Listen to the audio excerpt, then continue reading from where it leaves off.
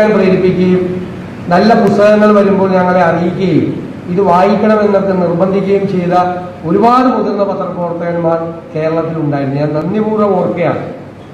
അന്ന് പൊതുപ്രവർത്തകർക്ക്, രാഷ്ട്രീയ പ്രവർത്തകർക്ക്, മാധ്യമപ്രവർത്തകരുമായി ഉണ്ടായ വ്യക്തിപരമായ ബന്ധം തീർച്ചയായും അത് ഇന്നില്ല എന്നത് വളരെ ദൗർഭാഗ്യകരമായ കാര്യമാണ്.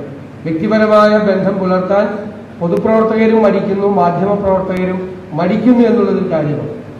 നമ്മൾ കേരളത്തിൻ്റെ മാധ്യമപ്രവർത്തനം എങ്ങോട്ടാണ് പോകുന്നത് എന്ന് നമ്മൾ ചിന്തിക്കേണ്ട ഒരു സ്ഥലം കൂടിയാണ് കൊല്ലം.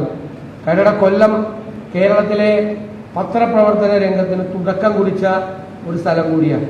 CV കുഞ്ഞിരാമനെ പോലെ, KG ശങ്കരെ പോലുള്ള പ്രഗത്ഭരായ പത്രാധിപന്മാർ ആദ്യം പത്രങ്ങളും മാസികകളുമെല്ലാം സ്ഥാപിച്ചു. ഈ രംഗത്തേക്ക് കടന്നു വന്ന ഒരുപാട് ആളുകൾ യഥാർത്ഥത്തിൽ കേരളത്തിലെ മാധ്യമ പ്രവർത്തനത്തിന്റെ ഈറ്റില്ലം എന്ന് വിശേഷിപ്പിക്കാൻ കഴിയാവുന്ന ഒരു സ്ഥലമാണ് കൊല്ലം.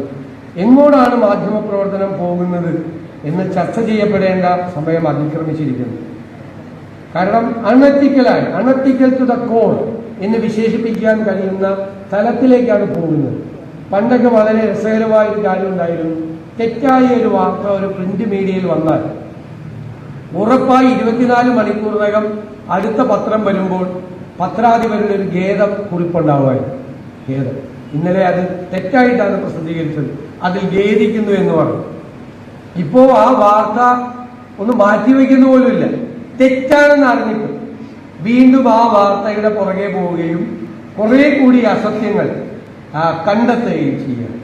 എല്ലാ ദിവസവും ഒരുപാട് ചാനലുകൾ ഉണ്ടാകുമ്പോൾ ഒരുപാട് വാർത്തകൾ വേണം എന്ന കാര്യത്തിൽ തർക്കമില്ല. പക്ഷെ വാർത്തകൾ കിട്ടാതിരിക്കുമ്പോൾ ആകാശത്ത് നിന്ന് മറ്റേ കയ്യിൽ ഭസ്മം എടുക്കുന്നത് പോലെ ആകാശത്ത് നിന്നും വാർത്തകൾ ക്രിയേറ്റ് ചെയ്ത് വാർത്തകൾ ഉണ്ടാക്കുകയാണ്. ചില വാർത്തകൾ കാണുമ്പോൾ അറിയാതെ ചിരിച്ചു പോകുന്നുണ്ട്. പക്ഷേ കേരളത്തിലെ ജനങ്ങൾ പ്രബുദ്ധരാണ് എന്നും അവർ ഇത്തരം വാർത്തകൾ കാണുമ്പോൾ പരിഹസിച്ച് ചിരിക്കുന്നുണ്ടെന്നും മറക്കരുത് എന്നാണ് എൻ്റെ വിനയപൂർവമായ അപേക്ഷ. ഞാൻ രാഷ്ട്രീയ നേതാക്കളെയോ ഭരണകൂടങ്ങളെയോ വിമർശിക്കുന്നതിനെ കുറിച്ചല്ല ഞാൻ പറയുന്നത്. അത് എല്ലാ കാലഘട്ടത്തിലും രാഷ്ട്രീയ നേതാക്കളും ഭരണകൂടങ്ങളും എല്ലാം വിമർശനത്തിന്റെ പരിധിയിലുണ്ടായിരുന്നു. ചിലപ്പോൾ കൂടുതൽ വിമർശിക്കപ്പെട്ടിട്ടുണ്ട്, ചിലപ്പോൾ ചില ആളുകൾ സംരക്ഷിക്കപ്പെട്ടിട്ടുണ്ട്, അതെല്ലാം ഉണ്ടായിരുന്നു. പക്ഷെ അതിനപ്പുറത്തേക്ക് ഒരു മാധ്യമപ്രവർത്തനം പോവുകയും മാധ്യമപ്രവർത്തനത്തിന്റെ ഒരു ക്രെഡിബിലിറ്റി, വിശ്വാസ്യത നഷ്ടപ്പെട്ടുകൊണ്ടിരിക്കുകയും ചെയ്യുകയാണ്. ചില ചാനലുകളും ചില വാർത്താ മാധ്യമങ്ങളും ഒരു പുതിയ കൾച്ചർ ഉണ്ടാക്കുകയാണ്. അതിന്റെ പുറകെ മുഖ്യധാര മാധ്യമങ്ങൾ കൂടി ഈ ക്രെഡിറ്റ് റേറ്റിംഗിന്റെ പേരിൽ പുറകെ പോകുന്ന സങ്കടകരമായ കാഴ്ച കൂടി കാണുന്നത്. ഞാൻ മാറി നിന്ന് നോക്കുന്ന മുഖ്യമന്ത്രിയായി ഞാനിത് പറഞ്ഞതായിട്ട് നിങ്ങൾ കരുതണ്ട.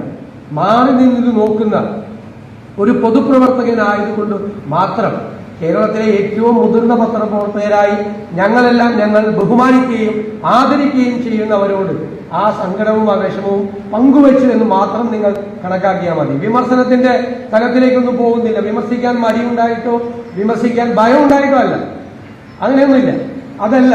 പക്ഷേ ഇത് കേരളം ചർച്ച ചെയ്യപ്പെടണം.